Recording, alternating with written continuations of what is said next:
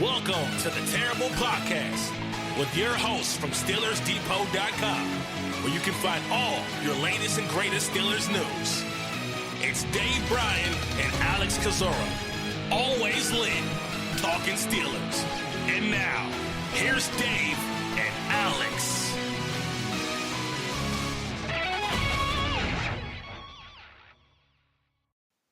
Welcome to the Terrible Podcast, Season 11, Episode 79. He's Dave Bryan. I'm Alex Kozora, SteelersDepot.com. Glad you guys are back with us for this Friday show, Steelers Nation, as the Super Bowl just 48 hours away. And Dave, I just got to say, I was hanging out with some buddies the other day, and they were telling me that, and this may be foreign to you, that Pokemon cards are really popular. And I guess the sports cards in general are also popular. And someone is buying like Charizard cards for several $1,000s or like tens of thousands of dollars. And I just got to say, I don't understand this world anymore. I think I'm officially old. I have joined you in the ranking member club of being old because I just don't understand things anymore. Wait a minute. You have buddies? Yeah, maybe that was the most shocking part of it. It wasn't the Pokemon card selling for thousands of dollars. It's that I have friends. That hurts a little bit. I didn't process anything after that. What's the rest of that French that you were speaking to me? Yeah, apparently. Well, if you have any old, like, you were a big card collector growing up, right? Baseball cards and all that. Yeah, cards, but that was back when the Earth was cooling. That might be worth something. Apparently, these things are hot now. I don't understand it, but they are. I never got it. I do have some old Star Wars, trading cards, Topps trading cards. And probably some bits and pieces of maybe some other, I don't know, movie series, card here and there. But I mean, I was all baseball and football and some hockey and all like that. So Pokemon came along way after I think after I had left high school. How old is Pokemon?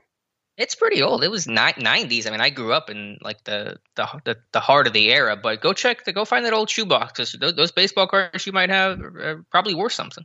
Well, the thing is, the market kind of crashed late 80s, I think. Mm-hmm. I was that guy that used to go out to the flea market too and have a table out there every once in a while, and all. I got where I would buy big cases of wax packs from the candy company, and from local candy distributors and that kind of thing, and then kind of resell those things. But I mean, I still have I stopped collecting like, I don't know what, 88, 89, I think, and all. But I mean, I've got complete sets going back to 70s, Topps and all like that. A larger baseball card collection than I have football card collection. But I mean, I obviously have a huge collection of football cards, and obviously included in that's a lot of Steelers cards. All right, well, go sell some if you want to make a buck, because apparently that's where the market's at right now. But anyway, I'm leaving, and they're in my will. They go to you. What do you mean?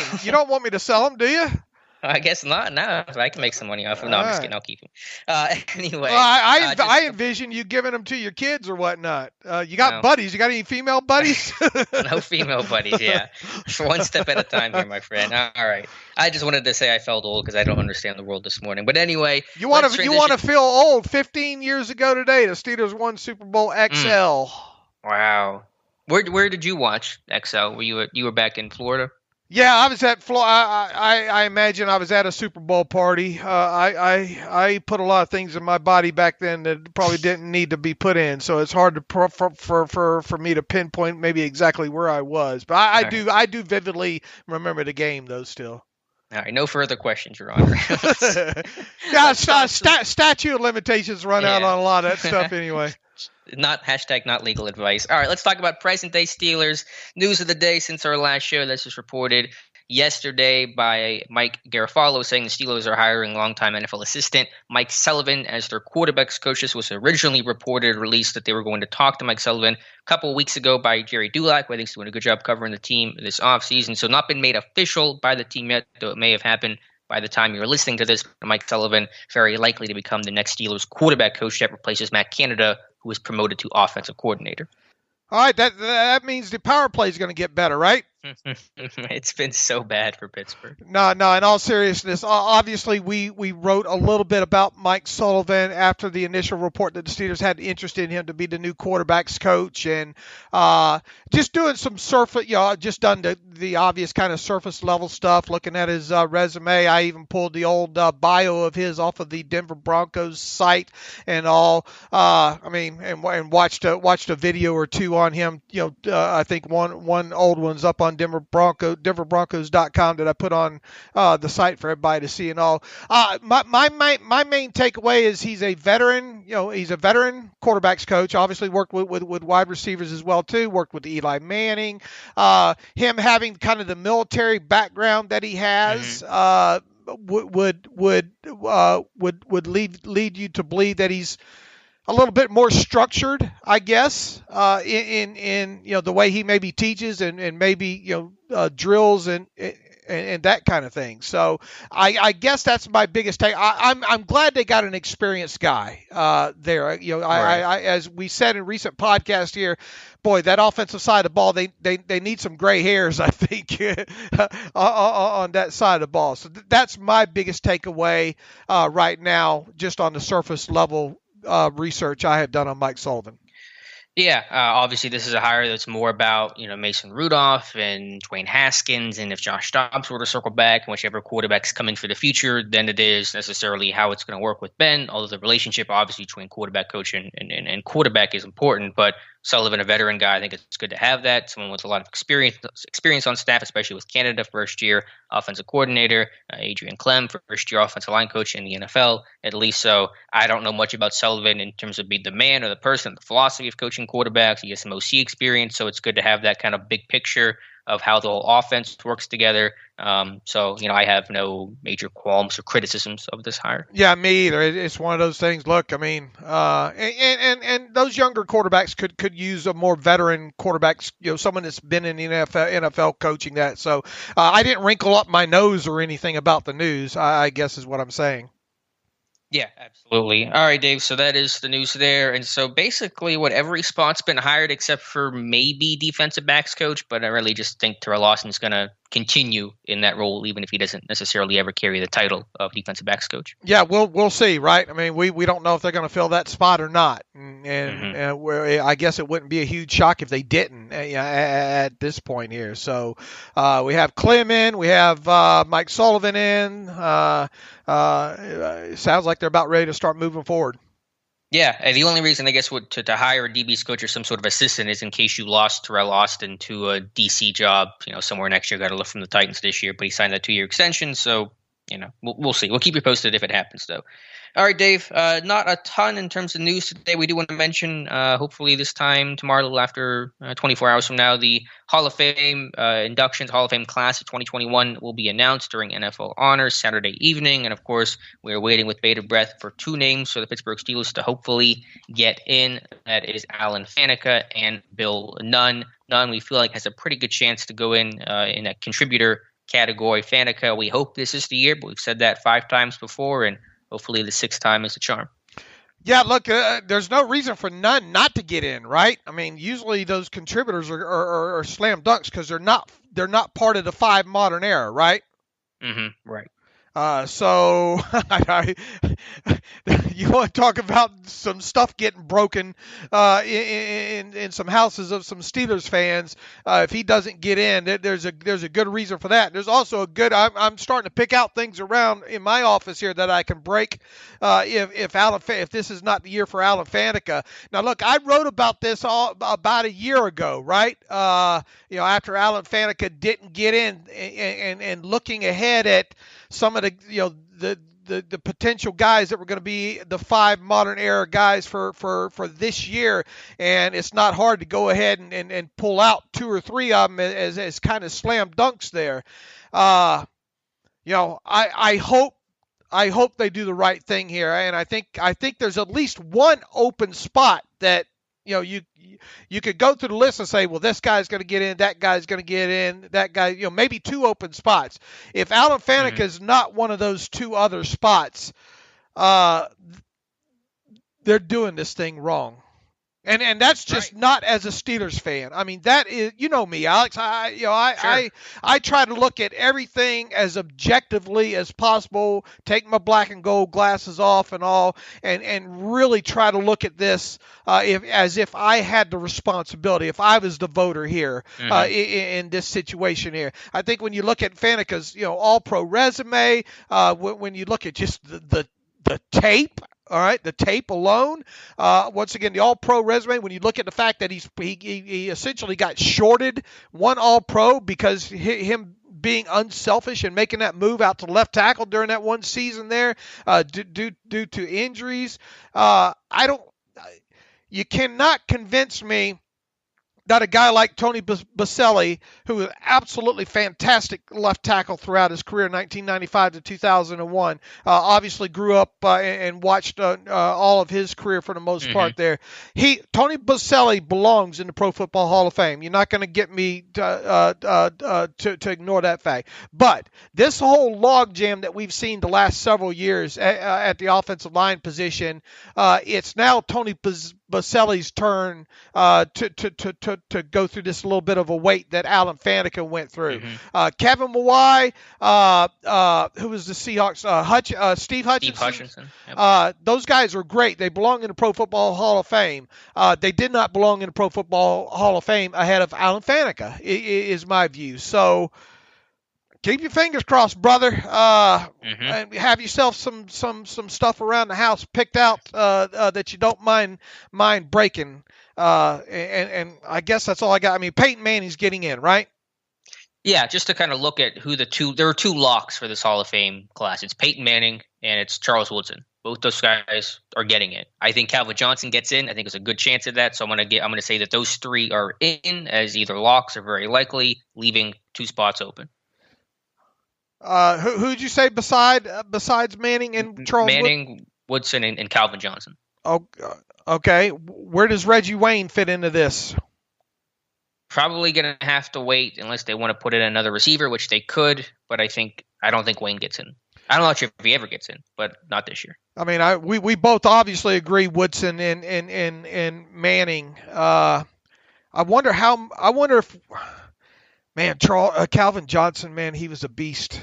Man, he's not a lock. I don't put him in that Manning category, but I think he gets in. He was a beast, and it's hard not to pencil his name in there. It really is. I mean, and Torrey Holt had a fine career, but is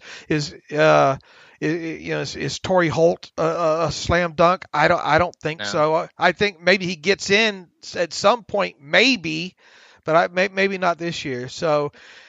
Yeah, look, let's go through the names. Jared Allen. I mean, I don't. There's no way he gets in. I don't think this time. Rondé Barber was a great, a defensive back, but I don't think it's his turn. Same with Leroy Butler. John Lynch was fantastic, a player, but is he a slam dunk? Clay Matthews. I guess that could be one that could kind of be.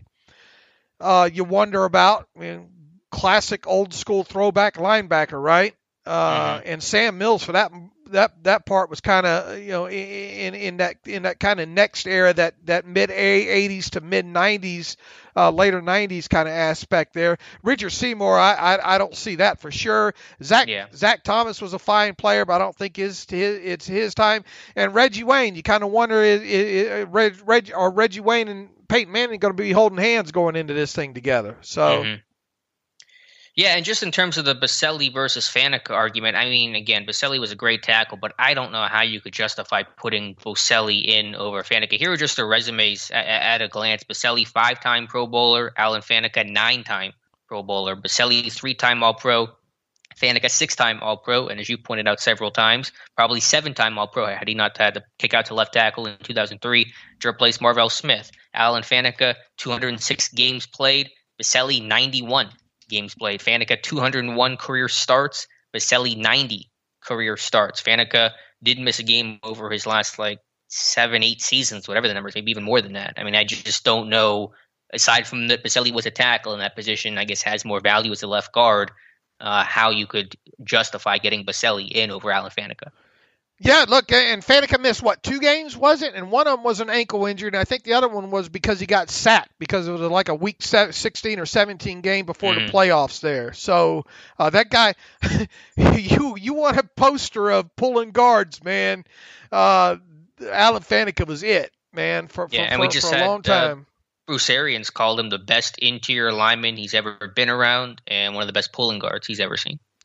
All right, so we'll hold our breath, right? I'm expecting I'm expecting none to be a slam dunk. I've thought. Was it weird that because Peter King said they talked about Bill Nunn's induction for 30 minutes, which was unusually long. Did that give you any sort of pause, or do you think someone just got long-winded? I think someone just got long-winded there. Hopefully, and that deserves to have a long-winded conversation, sure. Period. Heck, they all do, to be honest with you. Mm-hmm. They should lock themselves in there for 24 hours if it was up to me. Would you watch that with a salary cap show? Yeah, I would. Look, Alex, here we go. Where's my soapbox at here? Some of these guys don't take these responsibilities, I don't think, the way they should, and it's a shame. And a lot of them are long-time distinguished, or really most of them are long-time distinguished guys. Writers like Peter King, who I grew up reading in Sports Illustrated. Geez, go down the list here. I think as more tape and fans get more access to things, due to the super information highway and all, we see how more exposed these guys are. I would have no issue having you in that room, even at your age, because you've got such a strong history of football. You have no problems if you don't know something to go and pull up the tape and do the necessary research on that. You're not biased to any. I mean, you're obviously a Steelers fan, but you're not biased. You're biased to the proper process, if that makes sense there. My biggest hot take is that Hines Ward should not be a Hall of Famer, and so that is clearly, if I was Steelers biased, I would be championing Hines Ward to get in the Hall. Right. I mean, you get what I'm getting. I don't think as a whole, I think this has become the whole process of All Pro and Hall of Fame has become a bit of a joke, and especially to read what Peter King wrote, last year about Polamalu. If that happens once like that, how many more times is it happening how much politics is actually involved in there? There obviously is some, and there always is going to be some, but man, your duty is to get this stuff right. And this is just a pet peeve of mine as a football fan. I don't know if you watched that. Did you watch the Raiders 30 for 30? I did not, no. Oh man, you got to watch that. How great is that? The history of the game. The history of the game needs to be protected by these voters doing the right things, and I guess I'll kind of leave it at that. Well, you think those would be the people to do it because they're all you would think, older Alex, guys who have covered the game for decades, and I can only assume that Peter King is not voting for Peyton Manning and Charles Woodson this year, considering they're locks to get in. I assume for his logic to stay consistent about not voting for Troy that he's not going to give those votes to Manning and Woodson and give them to other guys who need those votes. I can only assume that would be logical from Peter King, right? The beauty about what you and I do is we get to sit around all day and watch and study the game of football. I mean, how great is that? I mean, and none of that should be taken for granted, and I just some of this stuff that you read is just so hard to believe for that stuff about Peter King to come out. You don't vote for somebody just because you think somebody else, the player's going to get enough votes just so you can cast a ballot for another person that you think's on the fringe there. That makes zero sense whatsoever, there. So this is a long-winded conversation probably, and me shaking my fist at the cloud here. But man, I have such a problem with the process, and my problem with that process will grow exponentially if Alan Faneca is not in the Pro Football Hall of Fame by the time you and I talk on Monday. Let me get your predictions here. I know it's going to be tough to evaluate, and as you say, we won't hold this against you unless you're wrong, but who are the 5 that get in this year? And will Bill Nunn get in as well? All right, Bill Nunn gets in. Man, I'm not a believer in people jinxing people. I think everything plays itself out regardless here. But Peyton Manning, Charles Woodson, Calvin Johnson. It's 3. Alan Faneca. So you think this is the year? Clay Matthews. Okay. I'm going to go. I have a similar list. And Bill Nunn gets in. There's no reason. I agree. Nunn gets in the contributor category. So on my list, and the last couple tougher to come up with, obviously, with Peyton Manning, Charles Woodson, Calvin Johnson. Did you have Calvin Johnson? Yeah, I did. Okay. I wonder how much different my view of him is going to be of some of these voters and all, though, because of the kind of the 8 or 9 year career that being a little bit shorter. But we both have Calvin Johnson. I'm going to go Rondé Barber. Wow. And Alan Faneca. Okay. I think Faneca gets in this year. All right. So we just differ on one there. You have Barber. I have, I think, Clay Matthews, right? You have Matthews. Yeah. And in that last one, Barber, you could make a case for Barber or Matthews or Mills, or I think even Jared Allen or even Baselli, most of those guys. So that's the hardest one for me. But I do think Faneca gets in this year. I hope so. I hope we're right. All right. He'll get the virtual knock from David Baker this Saturday. All right, so we'll keep you posted on that. Obviously, that news will come out. Is that during NFL Honors? Or is that that's literally during the show, right? They but that stuff normally leaks out a little bit early, though, doesn't it? Right, because they're doing the door knocking, and word travels pretty quickly. And right. I don't know how things work virtually this year, but you get the point. All right, so. So is here's the other thing on honors is T.J. Watt going to win Defensive Player of the Year? That's we're less sure about that, right? I guess. I don't think Steelers fans are going to like my answer. Watt would get my vote. I think Donald wins it. I think if you've seen some of these NFL.com votings, which was extremely close, Donald won by just one vote. But if you look at the Pro Football Writers Association, they went Aaron Donald. I think Aaron Donald wins out. Yeah, man, there are going to be a lot of broken stuff around people's houses, or potentially, at least your house. Potentially. Look, go ahead. I was going to say, is that why you order stuff from Amazon so much? Because stuff's constantly breaking? Yeah, it might be. Man, I've become less positive of this since the season has ended, if that makes sense, and it's mostly because of reading a lot of the stuff that you just stated there. Aaron Donald, you're not going to get any argument from me how great of a player he is, but T.J. Watt was just so impactful, man. And yeah, Aaron Donald was too. But if you look at the quarterback hits and the sacks and those two things alone, and then match up the tape on both of them, I got to give it to Watt by a nose hair. We'll see, but I got a bad feeling about this. Has Watt won any of the awards for overall NFL Defensive Player of the Year this year? I think Donald's won every time I've seen there be a vote for that. You mean like Defensive Player of the Week? No, of the year. Like in the Pro Football Writers Association, they went Donald. NFL.com went Donald. Did any of those, even though they don't hold a whole lot of water, have any of those gone in Watt's favor? I think there was just that one recent one that was kind of off the. Watt won one of those, didn't you write it up or whatnot? Yeah, but that was just AFC Defensive Player of the Year. That wasn't even NFL. Donald won it for the NFC. So I don't know if there's been an overall NFL award where Watt edged out Donald. Not that means everything, but it might be a clue of where most voters and writers' heads are at. It might be 101 awards. That's what it was. Right, but that was just the AFC. That wasn't NFL. Right. Man, I don't know which way it's going to go. I got a bad feeling about it. Mm-hmm. Based on just read that NFL.com article just a day or two ago alone, and how Donald edged him out by one vote. Yeah. So I think I don't know, but I have a bad feeling too that Donald wins it. So we'll find out during NFL Honors. Boy, Twitter's going to burn to the ground. Mm-hmm.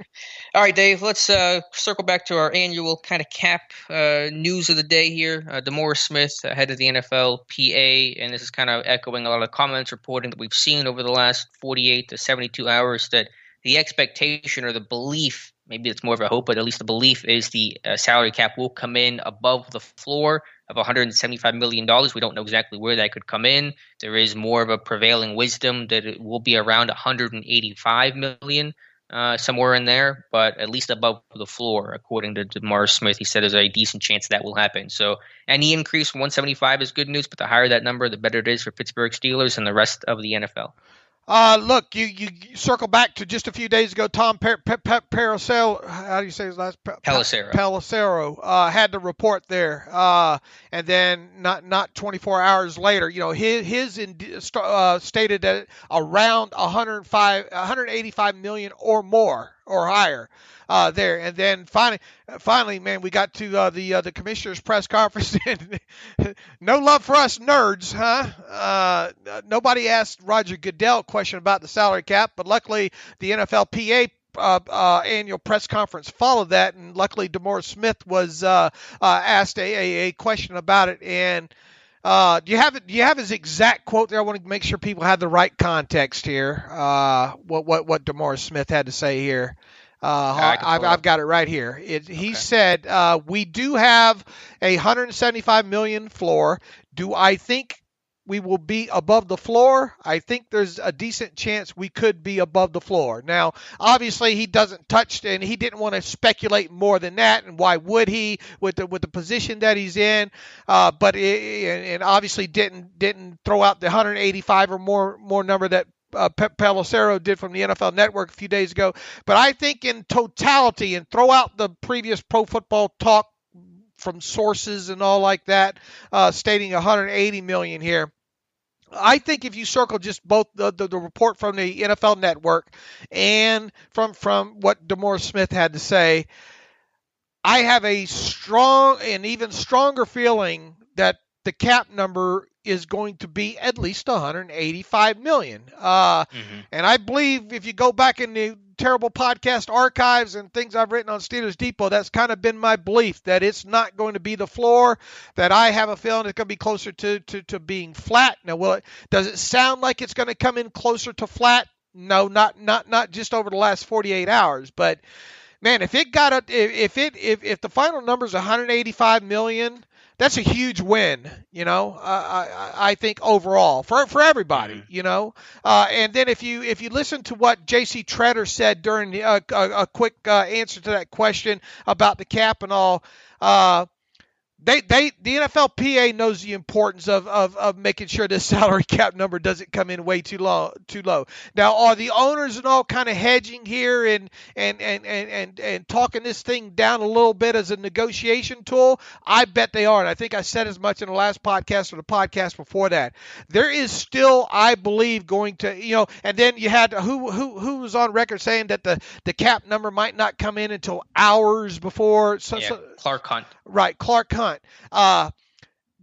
That's a negotiation comment if I ever heard one there, Alex, in my opinion, because there is no way in God's green earth do I believe that they can let teams run up to 4 hours before the start of the new league year and have these teams have all this kind of paperwork signed or whatnot. I'm just having a hard time visualizing them expecting teams to have all these restructures and possible contract extensions sitting there waiting to be emailed or whatever in, depending on what the cap number comes in. I think this is all a negotiation tool here by both sides here. So I'll answer the question. Do I think the salary cap number will come in at least 185 million now?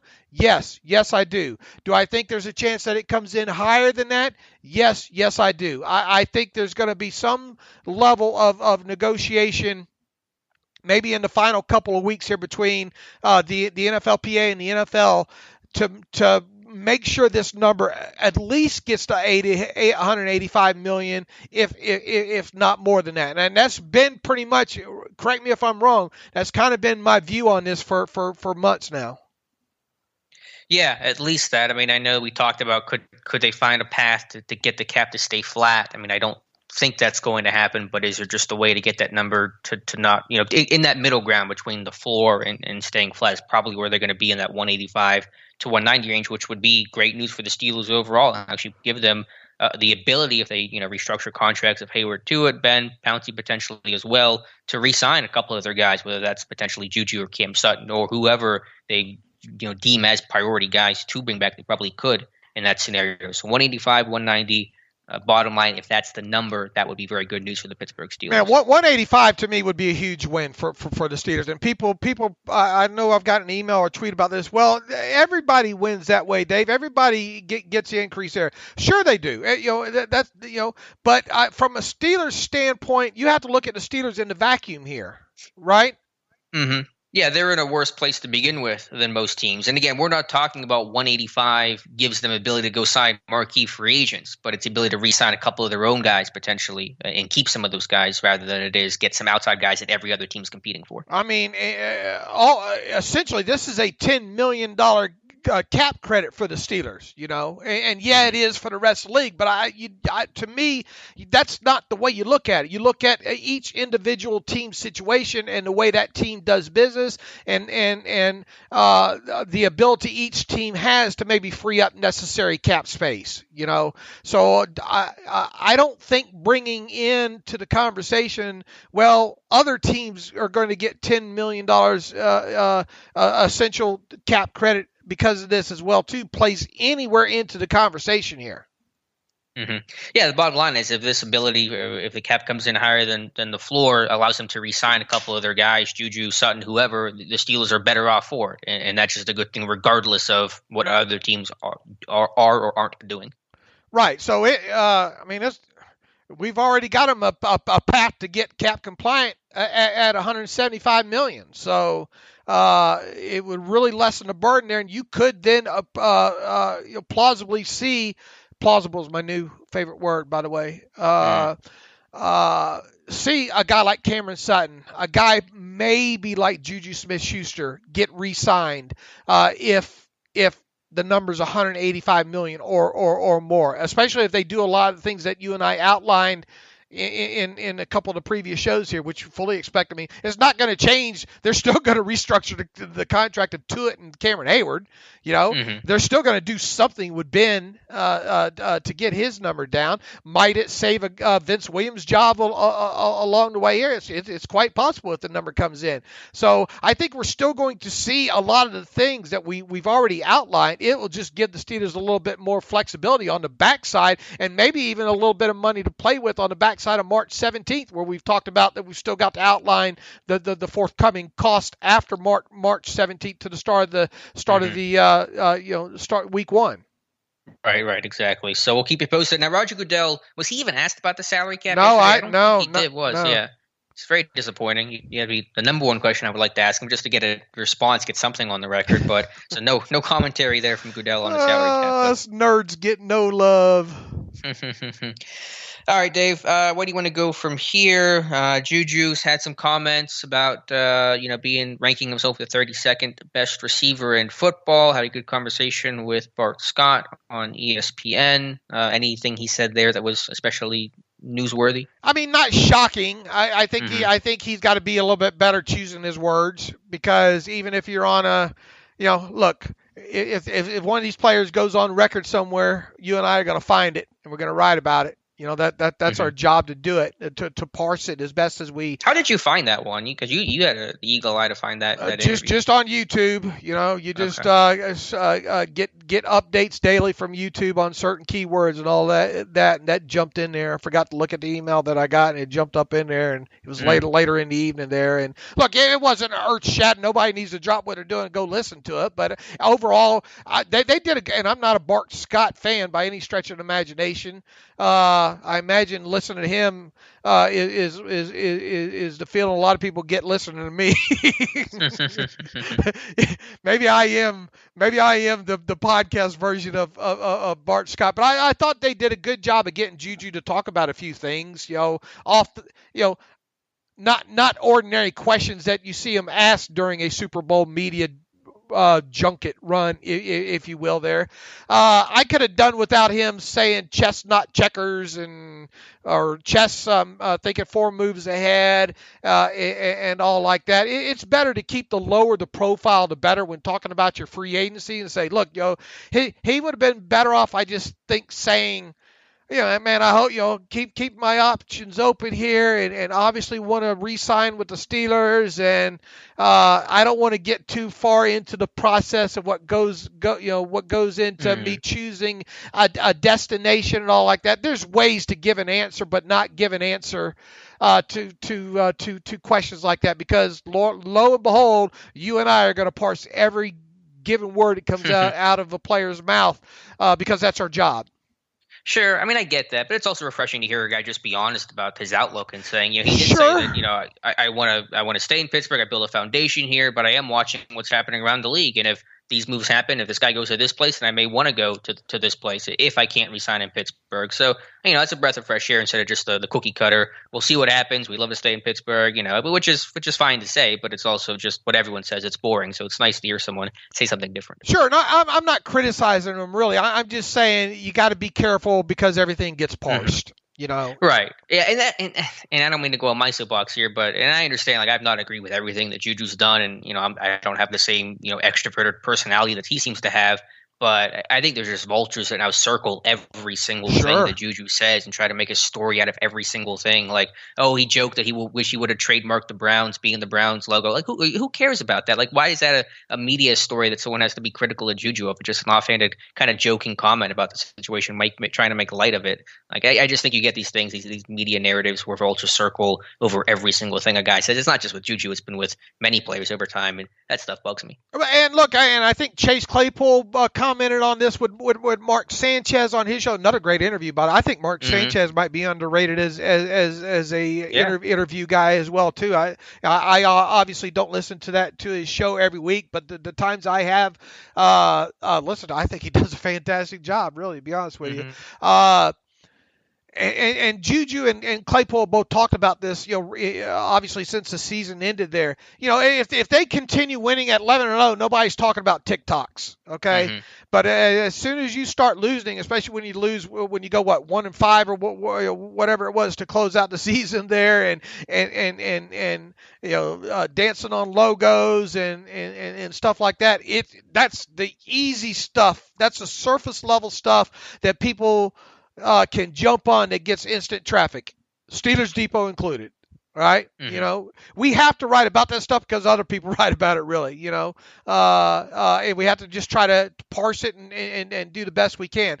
Look, these guys, and I think Claypool put it best. We don't just sit around, we don't do football 24 hours a day. And it only takes 5 minutes, he says, to record one of these TikTok videos or whatnot and all. And look, we live in a day and age that's a lot different than when I grew up. I mean, you're a child of the social media world, basically. I'm not. So even though I use social and have used social media, since 2009, and obviously live on it, it's still hard to me accept certain aspects of it. But if it's a way for a player to it's all about the brand, man.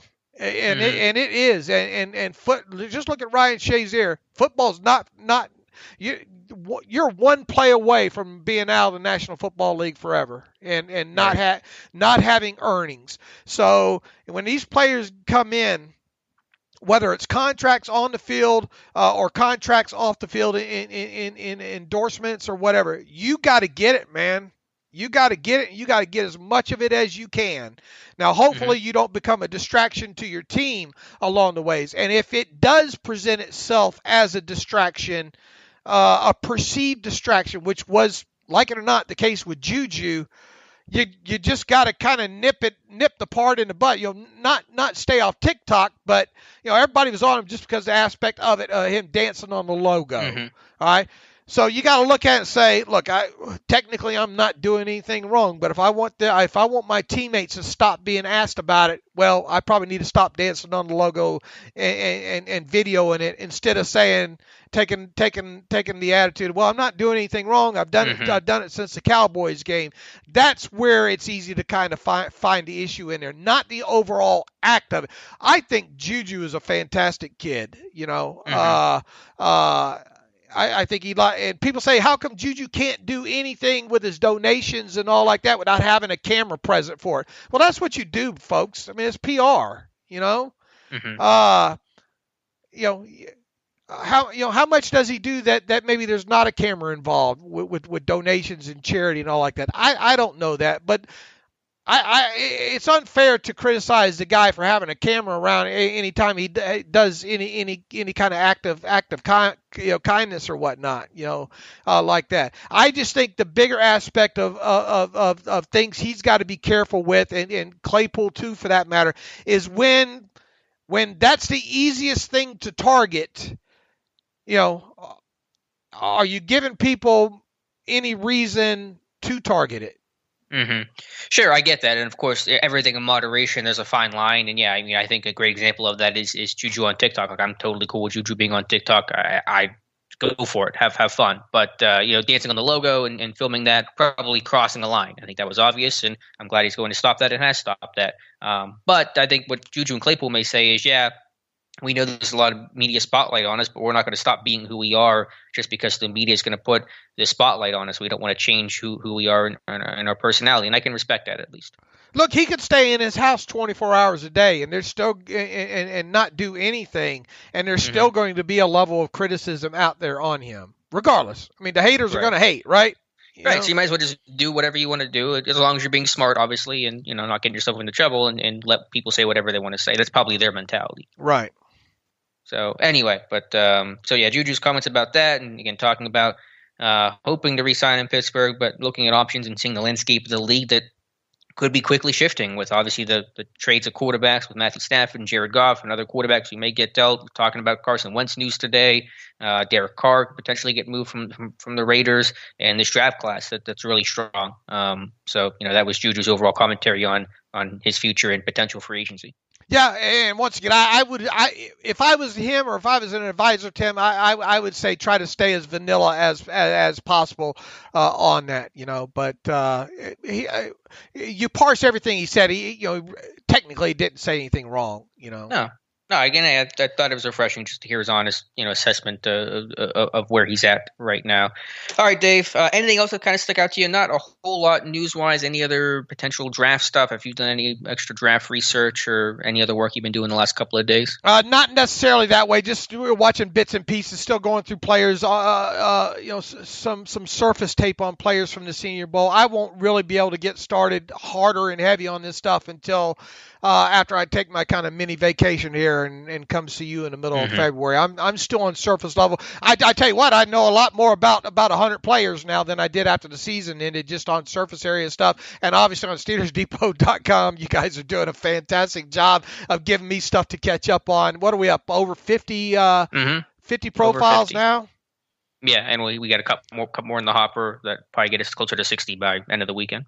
So I will massively gain ground the second half of February there. Since there's not a ton of news for us to talk about today before we get into our Super Bowl picks, it was a really interesting article in the Players Tribune from Kordell Stewart that talked about his story and time in Pittsburgh and the up and down life he had as a Pittsburgh Steeler. And you certainly would know this and remember this better than I would because I was pretty young during the Stewart era and things like that. But what was your reaction to that article and just any memories of Stewart or your thoughts on his thoughts? I definitely remember all that. Along that time, I think it was more was when site message boards were. It was obviously prior to the blogging era. It was more.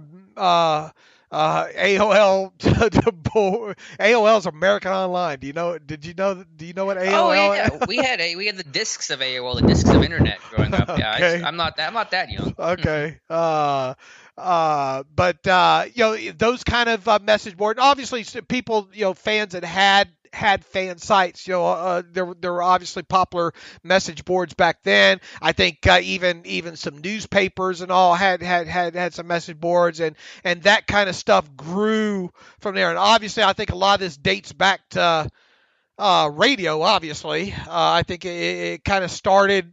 And I'm not going to name any names here. It's not easy. It's not easy to kind of come up with people that might have instigated stuff on the radio who are really still on the radio today. Those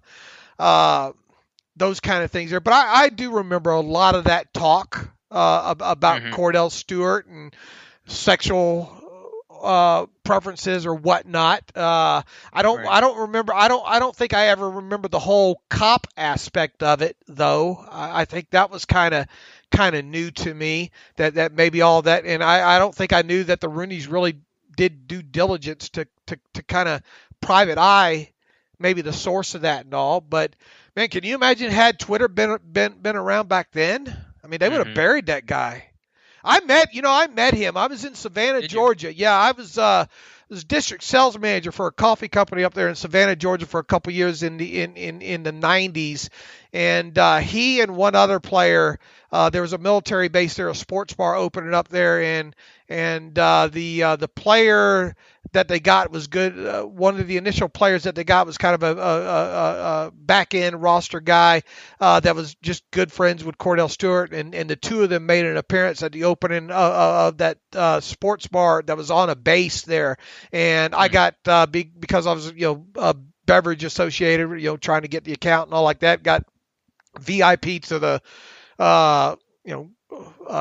meet and greet or whatnot have you and all, and I met and talked to Kordell Stewart while I was there. I got him to sign I even took a mini Rydell Steelers helmet with him, got it signed that, and I bought him a Cavassier and Coke too, sitting at the bar there. Yeah, nice guy. Very, very. I talked to him about 10 minutes, nothing crazy like that, but I didn't get any stuck up, it just seemed like run-of-the-mill type athlete there at that time there. But I obviously remember every time Kordell would show up on an interview, and I may have mocked him once or twice before myself, look at the sweater he's wearing, and that kind of stuff. So it was good to see him lay it all out the way that he did, and maybe that's why we don't see Kordell interact more with the media these days. I don't know.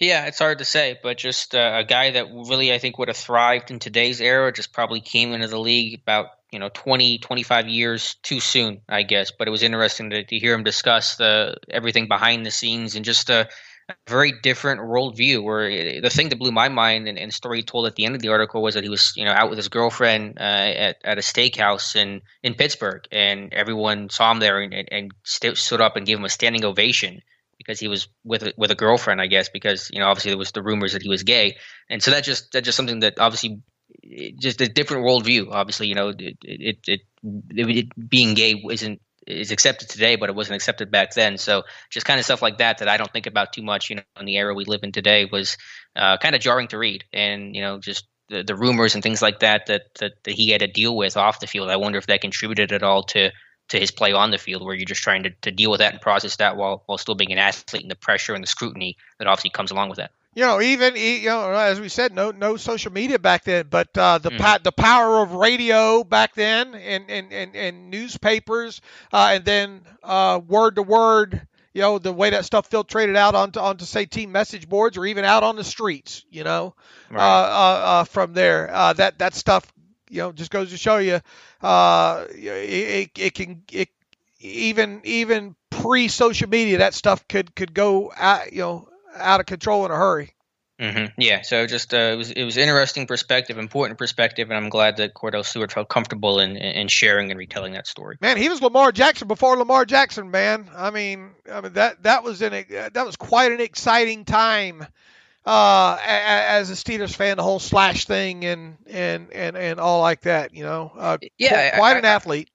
I was going through some old highlights from the 90s, and they were running literal option offenses back in the 90s, stuff that you see today. So it's kind of funny that we don't remember that too much. But I mean, there was a time where they were running, option plays that are commonplace in today's NFL.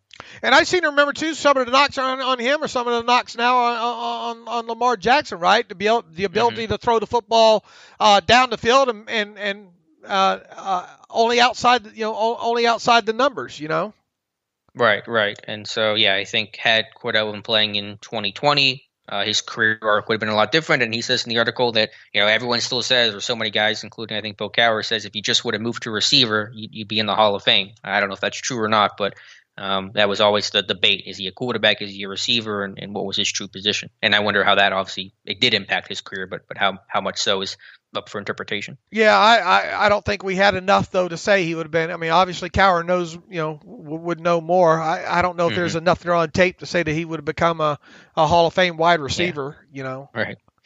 All right, Dave. Before we get to our Super Bowl picks and prediction, let's hear from our friends over at before we do, okay, I guess it is a perfect time there. Talking about odds and all like that. Look, if you're looking, it's obviously Super Bowl weekend here. A big game coming up between the Chiefs and the Tampa Bay Buccaneers Sunday night there in Tampa. If you're looking for an outlet to do some betting online, mybookie.ag is where you need to go. They got contests galore up there right now. I've used them for years. They've been a sponsor of the Terrible Podcast for multiple years now. They have casino games, obviously online as well too. Everything that you'd find at most every other online sports book they have there. The service is great. They got apps and all like that as well too. So hopefully, if you're looking for a place to bet this weekend and on the big game specifically, you choose mybookie.ag. Once again, use promo code TERRIBLE. That's terrible to take advantage of their latest match offer that they have up there on the site as well too. And once again, props galore. You name it, you can bet on it ahead of the Super Bowl on Sunday there. So within that. Before we do get to our picks, obviously future odds are already surfacing for next year's Super Bowl. The kind of consensus I kind of get from across the line here is that the Steelers are 33-1 odds to win it all next year, and that's right in the middle of the pack, if you will. In fact, Baltimore and Cleveland have shorter odds to win next year's Super Bowl than the Steelers do. The Ravens and the Browns are both at 20-1. The last I looked, the Steelers at 33-1. Is that right? And obviously it's a reflection of betting public, yada yada yada. Mm-hmm. But when you hear 33-1 and you hear middle of the pack as far as odds to win next year's Super Bowl, what's your kind of initial reaction on that? I think it's fair. I think middle of the pack is a fair place to put this team right now until we see what happens in the draft and the free agents they lose and the likelihood that this roster is going to be a lot worse. And we knew that going into this past season, and so you just have to accept that fact. And so, yeah, I think that's fair. I said a couple shows ago that I think there's a chance the Steelers could win a Super Bowl. Obviously, I'm not going to discount that, but I don't think they're a legitimate contender in terms of they're not a top 5, maybe not even top 10 contender of winning next year's Super Bowl. So, I think where they have them ranked is fair. I wonder where were they ranked last year? What were their odds last year? I'm sure they were higher, but I wonder how much so. They were shorter odds. They had a better odds. They were better odds. In fact, I think Five Dimes had them at 35-2, which was the 6th lowest. Bovada, on the other hand, had the Steelers listed at 22-1, while DraftKings had them 20-1 to win it all in 2020. I think you could get them as low. I think even Caesars had them as low about a year ago as 15-1 right after the Super Bowl ended last year. So obviously. They thought a lot, betting public at least a year ago at this time thought that Steelers got a pretty damn good chance at winning it all. Now, obviously, there was a lot of questions still at the time. Ben Roethlisberger coming off of the injury there. Had we been dealing with 100% Ben Roethlisberger at that time, I imagine the odds would have been a little bit shorter even there. Mm-hmm. So, how much do you think? And this is total speculation here. How much do you think kind of the uncertainty right now where we sit here on February 5th of Ben Roethlisberger playing, not playing, even though we tend to lean more to the side of him coming back. How much do you think that plays into the 33-1 number? In short, if like in a week or two we learn that Ben Roethlisberger is indeed coming back and intends to play in 2021, how much shorter of the odds do you will they drop, and how much? They may drop, they may improve, but only, I think it would be an insignificant improvement. I think these bettors are probably still under the assumption Ben's going to play, and it's just a reflection of they don't like the odds of even a Roethlisberger-led team to take this team to Super Bowl. So those odds may shrink from 33-1 to 30-1, but I don't think it'd be a big change. I think so too. I think they got a chance to maybe get to around, I don't know, 28-1. You know, people say, "Oh, Ben's back. I'm gonna go throw $500 down on the Steelers," and maybe those kind of bets coming in, might impact that, but it won't impact it drastically, obviously. Mm-hmm. Now here's the thing: a year ago, the Buccaneers didn't have Tom Brady. They were like 60 something. They had very, very long odds, and boy, if you would have put a nice sizable stack on the Buccaneers, you'd be looking at a nice payday if you had done that a year ago there. So if you think this is the longest the odds that the Steelers will have at any given point, and if you listen to this and you think that, hey, it's worth a bet there, go to mybookie.ag and look at their futures there, and use mybookie.ag to make your bet. All right, Dave, let's make our picks for this Sunday Super Bowl 55 between the Kansas City Chiefs and Tampa Bay Buccaneers. Not sure where the line is at right now. I think Chiefs favored by 3.5, but you tell me where my bookie has them at. They have them still at Tampa Bay plus 3.5. So obviously the Chiefs are favored here. I suspect that line's going to shorten up by a half a point by kickoff time there. I think you're going to see some what a smart money roll in here in the next couple of days here that pushes that thing to at least 3. Buccaneers being underdogs by 3, and maybe, I don't know, maybe it gets to 2, maybe it bounces to 2.5 and all, but it's 3.5 now, so that's the number that we'll use. All right, Dave, so I'm going to make you go first here for the Super Bowl. What is your prediction for this Sunday? Math. Come on. What? Math. It's all stat. Look, I have trumpeted adjusted net yards per passing attempt for quite some time now. I love your turnover stat there. I want to see that one win again, or takeaway stat, I should say. I want to see that win as well too. The Buccaneers are our only hope there to make us really look smart when it comes to some of these advanced metrics.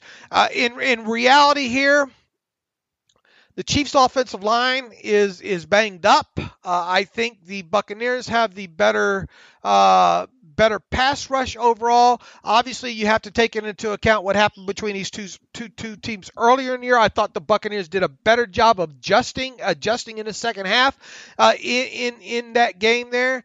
And man, give Tom Brady 2 weeks to prepare, along with some of those weapons that he has. I think Tom Brady has a chance to have a great game here. I think all those things lined up together.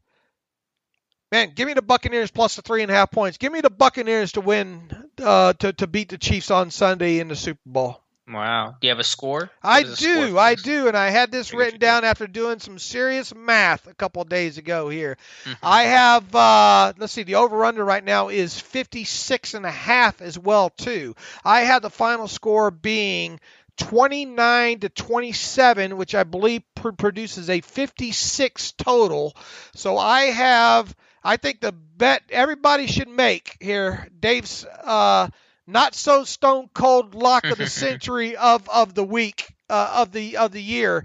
I have Buccaneers 29, Chiefs 27. So give me the Bucks plus the points, give me Bucks on the money line, and give me the under here. I was a communications major, so I'm anti-math. Despite our love of these numbers we've come up with, and our Tampa Bay would make us look smart. I just can't go against Mahomes. I mean, you try to find a way to shut down Mahomes, and maybe you slow him down for a little bit, but you never find a way to take him away for good. And so I'm taking the Chiefs in this one, 31-23. Yes, that Chiefs O-line does have some injuries. Left tackle Eric Fisher has officially been ruled out for this game. Wide receiver Sammy Watkins officially listed as questionable. But I just, as good as Tom Brady is in these moments, I mean, Casey's defense can still make some splash plays with Tyrann Mathieu, and I just don't know how you can stop Mahomes for 60 straight minutes. Every team has tried. Most teams fail. Unless you can get that odd takeaway, that steal a position, kind of moment, I'm going the Chiefs 31-23. So you have this one going under as well, too, right? Yeah, that'd be a 54 total, so Okay. Slightly under. All right, fair enough. Heads or tails? Tails never fails. I'll go heads just to be different here. I can't think of anything. I'll Gatorade color. Yeah, I don't get into shower. What color do they Gatorade? Will they even do that? I don't know if they'll even do that this year. Yeah, that's a good question there. Players, comparison, props. Let's see what kind of props. Super Bowl game props here. Let's read off a couple of these real quick here. Team to score first in the game. Chiefs or Buccaneers? I'll say the Buccaneers get the first points. I'll go Buccaneers as well too. Team to score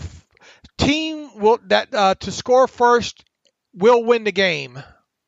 Well, I picked the Chiefs, so my answer to that would have to be no. Yeah, you picked the Buccaneers to score first, so it'd have to, right? Right.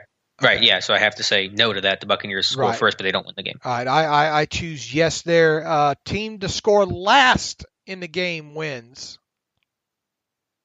Oh, wait, no. Team to score last. Who will score last in the game, period? Oh, who will score last? Right. How do people even come up with these? Who put – I mean, it's just a crapshoot. I guess I'll go with the Chiefs, but I don't know what I base that off of. I'll go Buccaneers. Will there be a score in the last 2 minutes of the first half? Yes or no? Yes. I'll go yes. I feel comfortable in saying yes. Yeah, I'll go yes as well too. Will either team score 3 unanswered times in the game? I'll say the Chiefs are good at that stuff, but I'll say no. I'll say yes. Total points, odd or even? Well, I have 54, so I guess I'm going even. What did I have it coming in? 56. So I'll have it going even as well too. Kansas. I'm reading all these off of mybookie.ag as well too for those for those listeners. Kansas City Chiefs versus Buccaneers. Longest touchdown made in game. Okay. Which team will have the longest touchdown in the game? I think one of those Chiefs, Tyreek Hill, Hardman, someone breaks one, so I'll go with KC. I'll go the other way. I'll go with the Buccaneers on that. Who will have the shortest touchdown made in the game? I guess I'll go Tampa, but again, what do I base it off of? I don't know. I'll go with Tampa Bay on that one too. So that's just I think they got like 260 props up here on mybookie.ag there. Who and there were non-football ones too. Is Anthem stuff, right? Are they doing Anthem? Yeah, they do all that stuff. I think. That? Yeah. Who's going to be Super Bowl MVP? I mean, Mahomes would be an easy answer since I'm picking the Chiefs. I'll be a little different though, and I'll say Tyreek Hill. I'll go Tom Brady. All right. So all right. There we go. One of us, we ought to come up with some sort of friendly wager here. On one of us being right or wrong here. Maybe we'll come up with something here. Figure something all right, what else do we have here? That's about it. Let's get to some reader emails and close out today's show. Boy, I can't stretch this thing out any longer than that. I mean, I could ask you if you're rooting for AB or Le'Veon Bell more than the other, but I don't know if you have a preference or a rooting interest. Yeah, I really don't personally. I don't really care. Hey, it's just something to write and talk about there. One of them is going to be a Super Bowl champion. Here's the thing: it looks like AB's going to play. I'm still not so sure about Le'Veon Bell being active there. I think I'll tell you this: I think AB has a better chance of having an impactful role in the game than Le'Veon Bell does. I agree. Did Bell get an injury designation? I didn't think he did. I know he was limited. Where didn't the injury report just come out here? Yeah, it did. But he has no game day designation. He was full participant Friday's practice, so he should play. And Yes. AB, I think, is questionable. All right, so both of them will probably suit up there. So we'll see how much either one of them plays there. Yeah, I mean, I like Le'Veon Bell more than I like Antonio Brown, but I don't really care who wins. I'm not holding any of that hate in my heart anymore. I'm letting that stuff go. Man, AB was one hell of a receiver when he wore Steelers uniform, and Bell was one hell of a back too. And they didn't win with him. I know. That's the saddest thing here. All right, I prolonged it enough here. Let's get to it here. Dennis O'Brien, I truly love listening to you guys. You keep my week sane, but lately I've been disagreeing with you, and I thought I'd let you know. We can't keep having the old people that are over 30 or 31 years old when we have young guys who are ready to move up. If we cut Joe, we probably keep both Cameron and Hilton, which are young guys that are very good at what they do. It's time to let them go and try to get us a good first-round pick or second-round pick quarterback. Of course, everything depends on what comes in at which you guys always insist on, and I agree with. Wait a minute. Of course, everything depends on what the cap comes in at, which you guys always insist on, and I agree with. Best to you love the show. It's great that someone has a new house and hasn't said where that house since I was born and raised in Ligonier. So is your house close to that? No, that's out towards Latrobe. I'm probably good. Oh no, 45 minutes, hour away. He was just saying he's born and raised in that town there. Okay. Beautiful town. Look, I mean, here's at least my view on it, man. If you're bringing back one old guy in Ben Roethlisberger, I think you go ahead and bring back Hayden. Once again, I think you have to look at Hayden in a vacuum versus what you would replace him with versus the cost. And once again, I think Hayden's set to earn $7 million. So after you cut him, the roster displacement would be $6.4 million is what you'd actually save. Is it worth saving that $6.4 million to maybe to be able to sign? And this assumes that you go ahead and you already were going to sign Cameron Sutton. Regardless, that's a huge assumption, but let's assume that was in there. Is it worth cutting Joe Hayden to, let's say, going ahead and getting Mike Hilton done? That's a good argument there.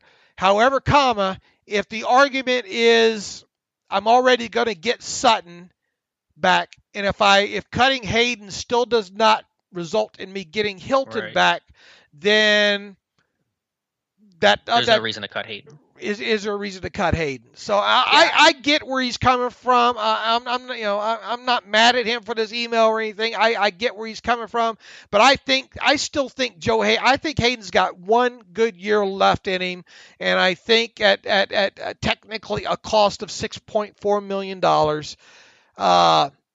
based on where I think the cap's going to go and what I think the Steelers are going to do in the offseason, I think that's the way that I think keeping Hayden is what you do.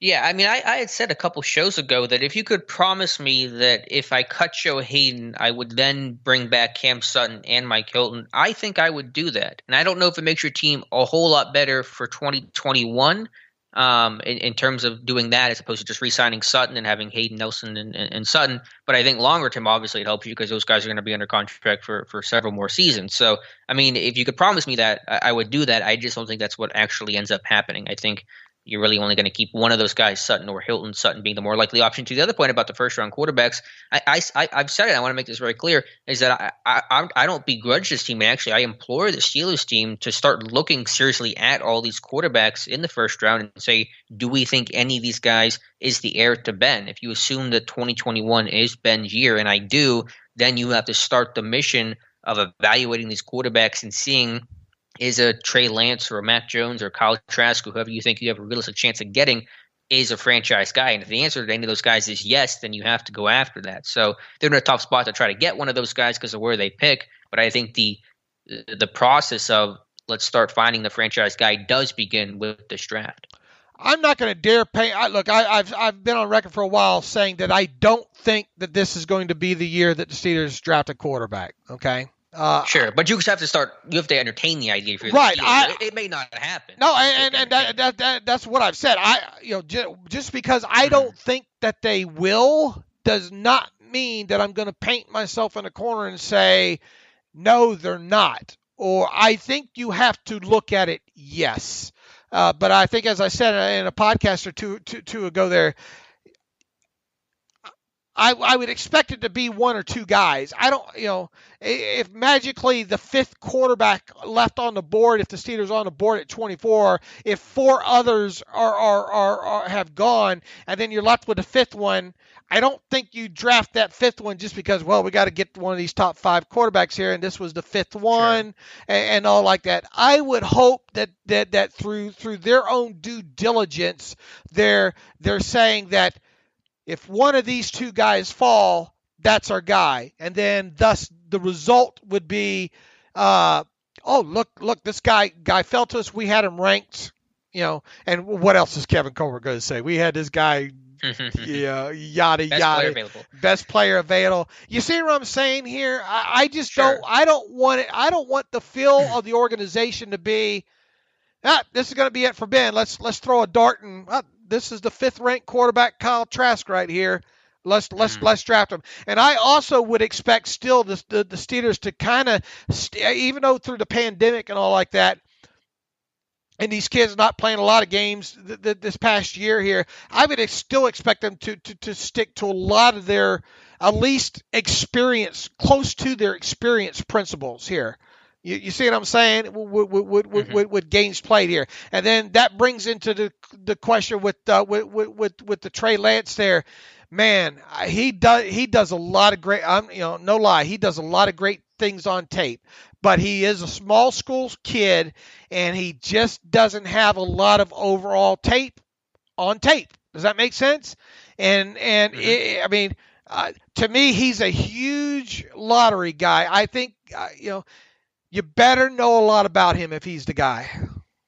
Yeah, no, I agree. And I'm not saying, to make my point more succinct, I agree. You should not have the mentality of we have to take a quarterback. If you ever get the mentality of a draft of we have to take position X, then you're going to make a mistake. I mean, you're just setting yourself up for failure. But let's say that fifth quarterback that falls to you isn't the fifth quarterback on your board. He's the number 2 or number 3 quarterback. Let's say it's a Mac Jones or a Kyle Trask, and you think he's the franchise guy. If he's sitting there, then I think you take him if you're Pittsburgh, if you truly believe and you have him graded as such that he is a franchise caliber quarterback. I think that's the mentality and mode this team has to be in starting now. You better be able to show me the paper that says that's a first-round grade. And obviously they won't, and we won't know, and it'll be an interpretation, a speculation of how you – Well, I mean, they said Mason Rudolph had a first-round grade. Sure. I mean, do we believe him? I think that's true. I mean, whether or not it was a good idea to put him a first-round grade on the guy is a different story, but I think that's an accurate statement from the team. Look, going back several years when it comes to quarterbacks with me, I still believe in this overall. If you don't have a quarterback, you better draft a quarterback every year until you have a franchise quarterback. Until you can say that you don't have a franchise quarterback. So if even if you can't tell me after 1 year of having a kid on the field, now a lot of times these kids don't get into games until halfway through the season. And on, it's kind of hard to judge. Usually they're in there because the team's having problems. I realize it takes X amount of games to evaluate a quarterback at the NFL level, right? Yeah, look at Josh Allen. His first 2 years are pretty bad. He exploded. Right. But boy, you should not be afraid, even if you have limited tape, NFL tape on a guy after you draft him and say his first year with your organization, 6-7 games there. If after those 6 or 7 games even, you're kind of wondering to yourself, is this guy a franchise guy or not? Did we make the right pick there? I still think, no, not necessarily the first round the next year, but I think maybe third or fourth round, you take another handful of mud, and at worst you get a backup quarterback out of it, because Lord knows if you don't have a franchise quarterback, you're not going to win in the NFL. Period. End of story. That's it. I mean, and franchise quarterbacks just don't grow on trees, man. They just don't. Of these, let's say there's 5 quarterbacks here in this year's draft class. man, there's a good chance at least three of them are going to crap out, you know? Mm-hmm. Yeah, but I mean, I guess the thing for Pittsburgh is if you don't get the quarterback now, then when does that happen? Does it happen next year when you're picking the 20s? Now Ben's gone. Now you don't know who your quarterback is at all, and now you really feel compelled to take one. I mean, again, you take one just because of the grade, the value, because you think he's a franchise. But I think that mission of really critically looking at these guys starts today. Now, also, I on record, I'm saying when you don't have a franchise quarterback is when you do draft one. Now, assuming Ben comes back, they still have a franchise quarterback for 2021. Okay, but probably only 2020. Sure, absolutely. And I fully expect Mason Rudolph to not be with the Steelers after the 2021 season. So because of that, and it's very possible this team. I'll leave it at this: the team should scout quarterbacks heavily this year. All right, and and if they can convince me after the fact that and they did draft one in the first round, that they drafted one that fell to them, then God bless them. Then that is indeed the route. You should never turn down the opportunity to potentially have your team's next franchise quarterback, especially when your current franchise quarterback seems to be on his final year. Right. I'm not going to be mad at this team if they draft a quarterback in the first round and they say, we believe this is a franchise guy. Now, I may disagree with their assessment of that guy and say that, Mac Jones isn't the franchise, or I don't know what my opinion of those guys is, but I may say that. But the idea of taking a quarterback in the first round, I'm not against it, and I won't criticize them for the act of doing that if, of course, they actually do that. I still don't think they do it, but I'm not going to sit here and say, "Oh no, you guys are crazy. They're not going to draft a quarterback." I'm not. I realize, especially look at Ben's situation, all like that. I'm not that naive, there. And on top of it, I haven't fully studied all five of the top ones yet either. Same. So and until I'll have a better idea here in another month of my true feelings on where these guys. I'll tell you this: that BYU kid, if he did fall, he's not going to fall.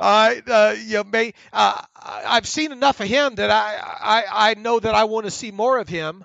And I've seen a lot of Trey Lance stuff as well too. But seeing Trey Lance tape as far as good competition's another story that we're not going to see. Because of limited starts and competition you play with. I'm more up on Trask than I am Mac Jones from the little bit I've studied. I don't know how you feel about that assessment. I'm actually starting Trask this weekend. I'm going to do a profile on him, so I haven't started him yet. So what is your initial just surface feel of Jones versus Trask? Just surface. I really don't. Surface went Jones, but I just know more about Jones, so that's probably influencing that. There was, and this is very take it with a grain of salt type season, but I think Bouchette said the Steelers like Kyle Trask. That is the most vague statement ever about a quarterback, but whatever that's worth, that was out there yesterday. All right, Chris Bailey writes in, thanks for all the great work you do, and thanks for fighting Brad. I love his analysis, and I really enjoyed the piece on run success rate and adjusted net yards per passing attempt correlation to win percentage. My question comes from the concept that I heard Bucky Brooks suggesting, and I thought it made some sense and wanted both of your thoughts on it. His suggestions is about the quarterback position. It starts by saying if you have a franchise quarterback, then that's great. Pay him and keep him. If you don't have a franchise quarterback, he was suggesting getting a cheap one through the draft, use the extra cap money to surround him with talent, offense and or defense to give the team the best chance to win. If he turns out to be the franchise quarterback, great, pay him and work out the rest of the roster. If he doesn't turn out to be the franchise quarterback, draft a new cheap quarterback and repeat. To me, this sounds better than putting large sums of money into quarterbacks who are unlikely to take them to the Super Bowl. I'm not saying that Steelers are in this situation now as we have our franchise quarterback, but if Ben's not back in 2022, then we could be by then. I think we just hit on a lot of what Chris just asked, right? Yeah, I think so. I mean, obviously it depends on the situation and the case and who's available, but obviously whenever you're looking for a franchise quarterback, the best way to try to find that is through the draft and get someone that can be there for hopefully 10 or 15 years in a perfect world, and someone that, would be good cost control for his rookie contract, at least the first couple of years of that. And that's why you're seeing, some of these teams that have had success like a Buffalo or a Kansas City before Mahomes' big payday. And I think they structured that so his first year cap hits low, be able to compete and build really good, talent throughout the rest of the roster because their quarterback price is pretty low on a rookie deal. Right, and look, a player's got to be in the league 3 years before you can redo his contract anyway. So. Right. And that's obviously part of I think the newer CBA here, or has been in the CBA since at least 2011, I think. Yeah, Mahomes' cap number this year is $5.3 million, and next year it jumps to $24.8. So, again, maximizing the window you have before the quarterback money really kicks in. Right, and Joel Corey, by the way, our buddy Joel Corey at CBS Sports, who, if you don't follow him on Twitter, shame on you. If you don't read everything he writes on CBSSports.com, shame on you. He's got a great article this past week on what the Chiefs did and kind of the cap manipulation there as well. It's no real secret of what he did. It's just it's giving players more guarantees in there that they know that that what they're missing out in first year cash flow, they're going to make up in the cash flow. They're guaranteed to make it up in the cash flow. See, the Steelers just don't do that stuff. And it'll be interesting to see if the Steelers start changing the way that they do business when it comes to that stuff. That's the big question. The Steelers can easily get a guy like Juju back if they want to keep his first year cap hit very, very low, not give him hardly anything in 2021, but make sure you guarantee make sure he has the proper cash flow through the first 3 years of the deal, and guaranteed at that. That's the way. That would be a huge shift in the way that the Steelers do business with contract negotiation. It would be a huge seismic shift in their franchise philosophy if they got away from doing contracts with non-quarterbacks the way that they do them now. Did I say that right? You did, and we'll be paying attention to any changes in philosophy. I don't know if that's still going to change at all under Omar Khan. I mean, it could, but yeah, I hear what you're saying. Chris, hopefully we answered a lot of what you just asked there in our previous conversation in that last question. Let us know if we did not, please, sir. Let's see here. Jelani writes in, love the show. Offensive line and running back position obviously are two big concerns this offseason, whether through free agency or the draft. With that being said, what are your thoughts on maybe drafting someone like Jeremiah Owusu from Notre Dame in the first round? Would be someone hard to pass up. As much as I like Vince Williams with what he brings to stopping the run and blitzing, he's a liability in coverage. It could be a cap casualty depending on the cap, leaving a hole at inside linebacker. And with the NFL changing and adapting with pass-heavy offenses, a player like Owusu fits the mold. Today's inside linebacker should be like which is someone who's fast and not liability in coverage. He would give the Steelers, I think, the best linebacking crew for the next 10 years with him, Bush, Watt, and Highsmith. Yeah, I mean, I hear that case. I know he's a really athletic guy, the ND kid, and I know Zaven Collins has been mocked in several mock drafts for the Steelers, and there's value in that athletic, linebacker who can run, cover, hit, all that stuff. But I still think this team goes offense in the first round. I do too, and I see a lot of people mocking that Tulsa, that Planet Theory linebacker there in Zaven Collins to the Steelers. I think Lance Zerline and Mel Kiper are the two so far to mock him to. He's fantastic on tape, man. He's fun to watch. It just would the Steelers go defense in the first round? I'm having a tough time imagining that. I'm not saying not do it. I'm just saying I'm having a hard time. What we know, what we think this team's more immediate needs are with Art Rooney saying you've got to run the ball better. There, I think it starts and stops right there. Unless Zaven Collins can play running back, which he probably could. It's just hard for me to wrap my brain around the team going anything other than maybe an offensive lineman or a running back in the first round, or maybe even potentially quarterback from where I sit right now. And that's my thoughts on the organization's thoughts. Yeah, that's what I was going to say. The Art Rooney mandate was not to cover running backs better; it was to improve the run game. So I think they go offense. One last one. John DiStefano writes in, who is a late-round wide receiver who the Steelers might be looking at? Give us a few names you guys like. Not even there yet, John. At least I'm not. Any late round wide receivers caught your eye already, Alex? Not really. I'm not even sure who constitutes as late round right now. Austin Watkins from UAB, Shee Smith from South Carolina, maybe, but I haven't really circled a name yet. John, we want to do this thing right. We would be doing our listeners and readers a disservice if we just fly off the handle here without properly looking at these guys on tape. We can read other people's work and all, but unless we watch the tape ourselves, we would be huge hypocrites. And I don't like going in depth on talking about in depth guys until I watch more tape, and we are just a victim of time. And here you can only watch tape so much tape on so many guys in a given period of time. So you guys got to give us 4 weeks here to get through a lot of tape here before we start even throwing out kind of late round wide receiver names here. And I apologize for that, but Alex and I just want to make sure we put out the best product here when it comes to the draft. I think we have done that over the years too, and I think that's by following our process. Yep, agreed 100%. All right, good jumping off point here, Alex. People enjoy the Super Bowl this week. We hope you join us on SteelersDepot.com. We'll have game day threads going, maybe a contest up there or two like that as well too. Please stop by the site and say hello. Jump in some of those threads there.